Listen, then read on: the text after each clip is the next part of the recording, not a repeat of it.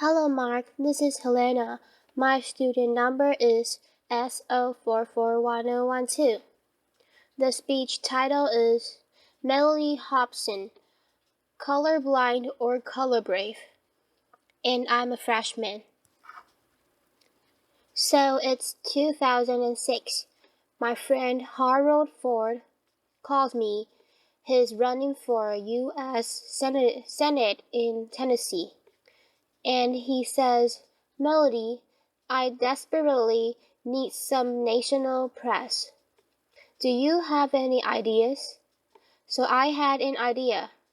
I called a friend who was in New York at one of the most successful media companies in the world, and she said, why don't we host an editorial board lunch for Harold? You come with him. Harold and I arrive in New York. We are in our best suits. We look like shiny new pennies. And we get to the receptionist and we say, we're here for the lunch. She motions for us to follow her. We walk through a series of corridors and all of a sudden we find ourselves in a stock room. At which point she looks at us and she says, where are your uniforms?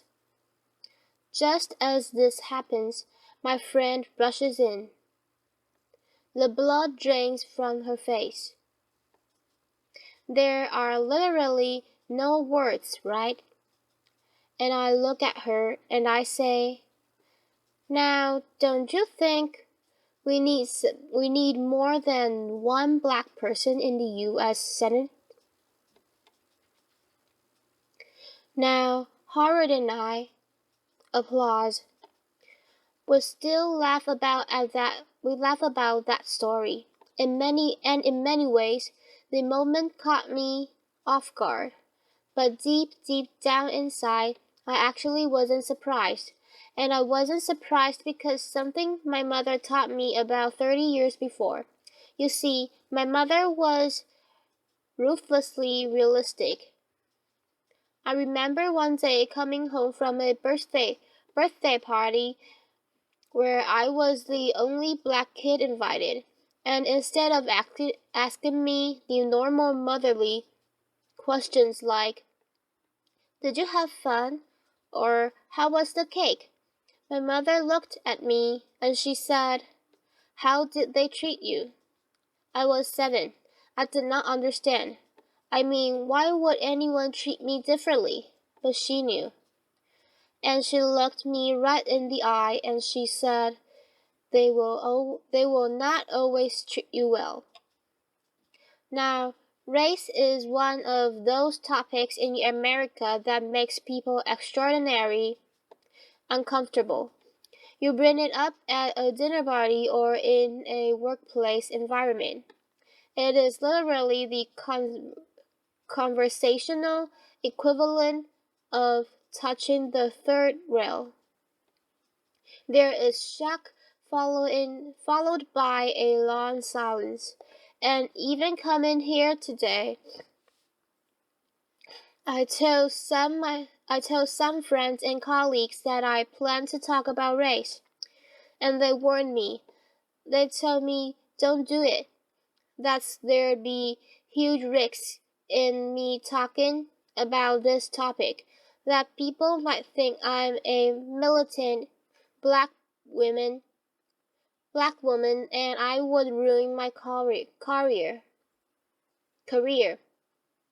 And I have to tell you, I actually for a moment was a bit afraid. Then I realized the first step to solving any problem is to not hide from it. And the first step to any form of action is awareness. And so I decided to actually talk about race.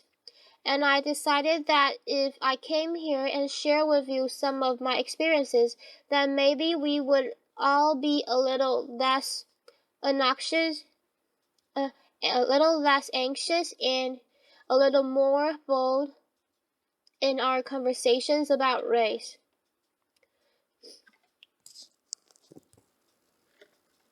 Now I know there are people out there who will say that the election of Barack Obama meant that it was the end of racial discrimination of all eternity, right? But I work in the investment business, and we have a saying, the numbers do not lie. And here there are significant quantifiable racial disparities that cannot be ignored in household wealth, household income, job opportunities, healthcare. One example from corporate America. Even though white men make up just 30% of the U.S. populations, they hold 70% of all corporate board seats. One of the Fortune 250, there are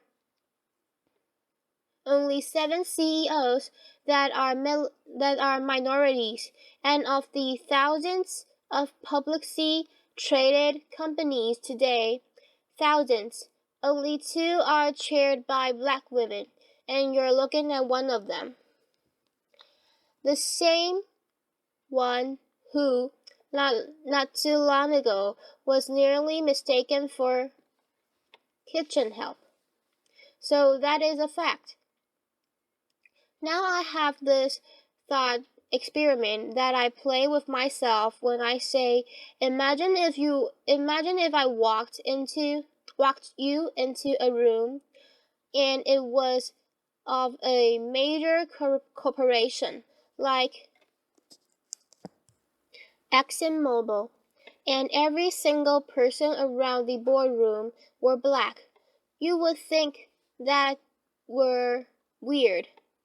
But if I walked you into a Fortune 500 company and everyone around the table is a white male, when will it be that we think that's weird too?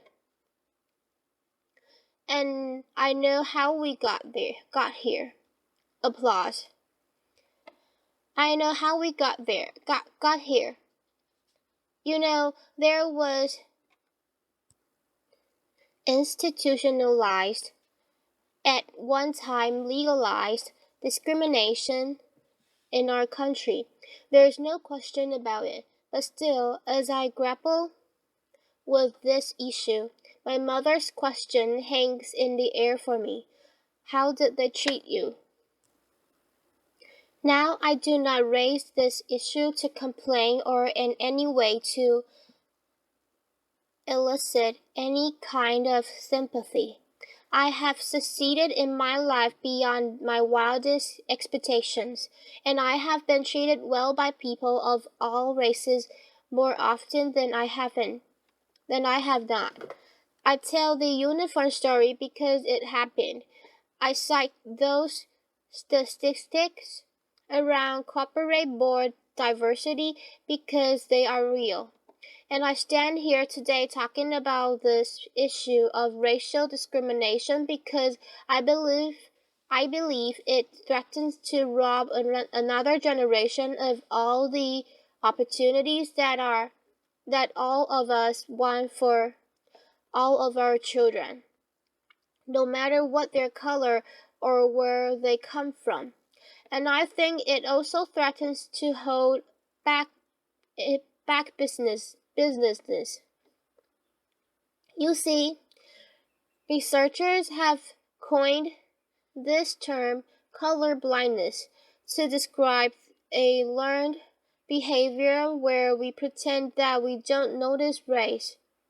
If you happen to be surrounded by a bunch of people who look like you, that's purely accidental.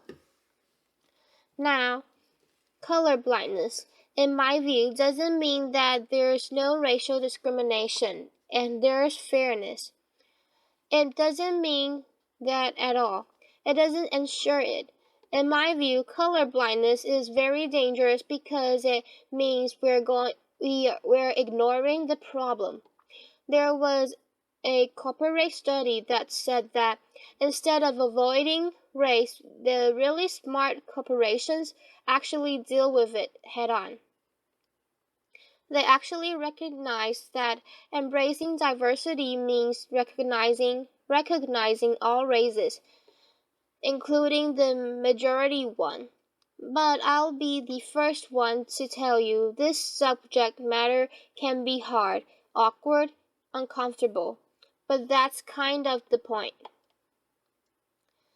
In the spirit of debunking racial stereotypes, the one that black people don't like to swim, I'm going to tell you how much I love to swim. I love to swim so much that as an adult, I swim with a coach. And one day my coach had me do a drill where I had to swim to one end of a 25-meter pool without taking a breath. And every single time I failed, I had to start over. And I failed a lot. By the end, I got it. But when I got out of the pool, I was exasperated and tired and annoyed. And I said, "Why are we doing breath-holding exercise?" And my coach looked at me, and he said, "Mellody, that was not a breath-holding exercise. That drill was to make you comfortable being uncomfortable, because that's how most of us spend our days. If we can learn to deal with our discomfort and just to relax into it, we'll have a better life." So I think it's time for us to be comfortable with the uncomfortable conversation about race. Black, white, Asian, Hispanic, male, female, all of us. If we truly believe in equal rights and equal opportunity in America, I think we have to have real conversations about this issue. We cannot afford to be colorblind. We have to be color brave. We have to be willing, as teachers and parents and entrepreneurs and scientists, we have to be willing to have proactive conversations about race with honesty and understanding and courage, not because it's the right thing to do, but because it's the smart thing to do. Because our businesses and our products and our science, our research, all of that will be better with greater diversity. Now, my favorite example of color bravery is a guy named John Skipper. He runs ESPN. He's a North Carolina native, quintessential Southern gentleman, white. He joined ESPN, which already had a culture of inclusion and diversity, but he took it up a notch. He demanded that every open position have a diverse slate of candidates. Now he says the senior people in beginning bristled, and they would come to him and say, "Do you want me to hire the minority, or do you want me to hire the best person for the job?" And Skipper says his answers were always the same: yes. And by saying yes to diversity, I honestly believe that ESPN is the most valuable cable franchise in the world. I think that's a part of the secret sauce. Now I can tell you, in my own industry, at aerial investments, we actually view our diversity as a competitive advantage, and that advantage can extend way beyond business. There's a guy named Scott Page at the University of Michigan. He is the first person to develop a mathematical calculation for diversity. He says if you're trying to solve a really hard problem, really hard, that you should have a diverse group of people, including those with diverse intellect. Intellect. The example that he gives is the smallpox epidemic. When it was ravaging Europe, they brought together all these scientists, and they were stumped. At the beginnings of the cure to the disease came from the most unlikely source. A dairy farmer who noticed that the milkmaids were not getting smallpox, and the smallpox vaccination is bovine-based because of that dairy farmer.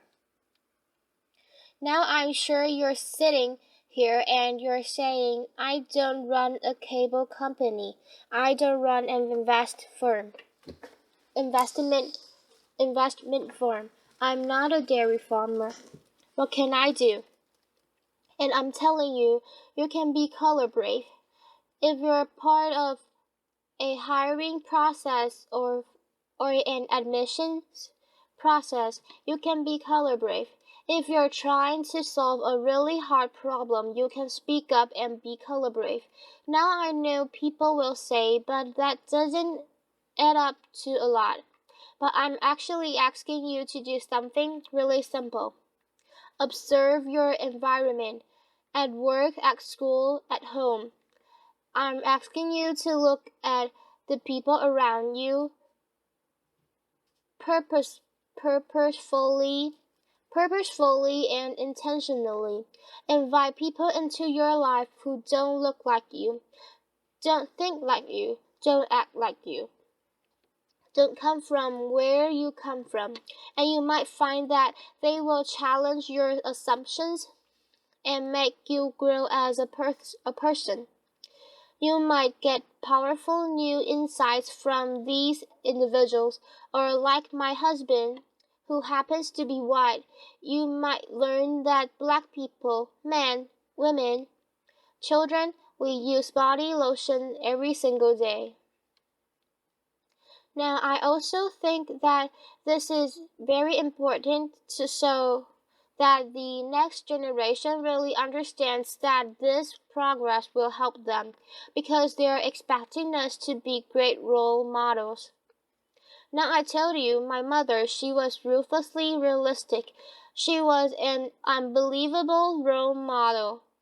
She was the kind of person who got to be the way she was because she was a single mom with 6 kids in Chicago. She was in the real estate business where she worked extraordinarily hard, but oftentimes had a hard time making ends meet. And that meant sometimes we got our phone disconnected or our lights turned off. Or we got evicted. When we got evicted, sometimes we lived in these small apartments that she owned, sometimes in only 1 or 2 rooms because they weren't completed. And we would heat our bath waters on hot plates. But she never gave up hope, ever. And she never allowed us to give up hope either. This brutal pragmatism. She taught me so many lessons, but the most important lesson was that every single day she told me, Mellody, you can be anything. And because of those words, I would wake up at the crack of dawn. And because of those words, I would love school more than anything. And because of those words, when I was on the bus going to school, I dreamed the biggest dreams. And it's because of those words that I stand here right now full of passion, asking you to be brave for the kids who are dreaming those dreams today. Applause.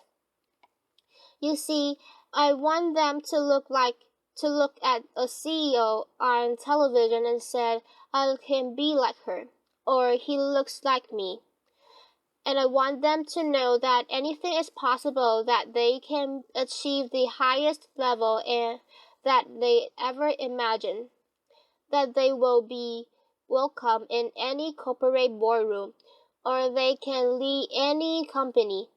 You see, this idea of being the land of the free and the home of the brave, it's woven into the fabric of America. When we have a challenge, we take it head on. We don't shrink away from it. We take a stand, we show courage. So right now, what I'm asking you to do, I'm asking you to show courage. I'm asking you to be bold. As business leaders, I'm asking you not to leave anything on the table. As citizens, I'm asking you not to leave any child behind. I'm asking you not to be colorblind, but to be color brave, so that every child knows that their future matters and their dreams are possible. Thank you. Applause. Thank you. Thanks. Thanks. Applause.